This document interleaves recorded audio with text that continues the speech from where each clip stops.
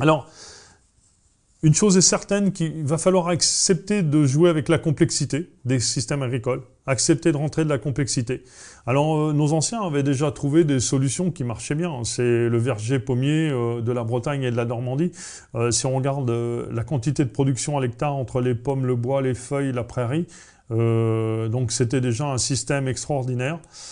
Tout ça nous emmène vers une agriculture beaucoup plus efficace, beaucoup plus performante, diverse, créatrice, adaptable. En fait, on n'est pas en train de faire marche arrière contre certains pourraient dire, on est plutôt en train de faire des pas de géant vers l'avant. Et la multiplicité des systèmes sera plutôt importante, plutôt qu'une réduction qui emmènerait tout le monde dans une forme d'entonnoir ou de modèle. Le modèle agricole demain, c'est non-modèle. Tout le monde va trouver un petit peu ses propres recettes qui profitera à tous en retour. Donc en fait, pour conclure, on est contraint à l'intensification de la photosynthèse. Il va falloir produire de la nourriture, va falloir multiplier des semences. C'est un intrant important, qui restera un intrant important de ces systèmes-là. Il nous faut des semences.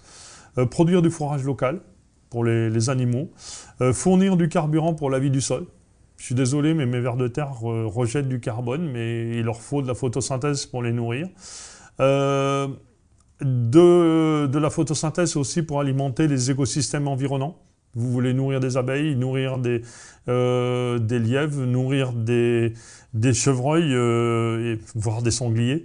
Et donc il nous faut un peu ça, produire de la vraie énergie renouvelable et stockable, fournir des biomatériaux, ça viendra aussi de l'agriculture, alimenter la chimie verte, puis aussi séquestrer du carbone. Là on retrouve le 4 pour 1000. Donc l'agriculture qui était plutôt vue comme la cause de tous les maux, ou souvent présentée, ou trop souvent présentée comme la cause de tous les maux, devient à travers ça peut-être une des grosses solutions.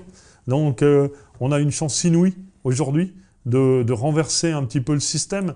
Alors, vu comme ça paraît toujours compliqué. Mais je pense que c'est toujours plus facile ou moins risqué de prendre sa situation en main, d'essayer des choses, d'avancer, plutôt que d'attendre et d'être obligé d'eux.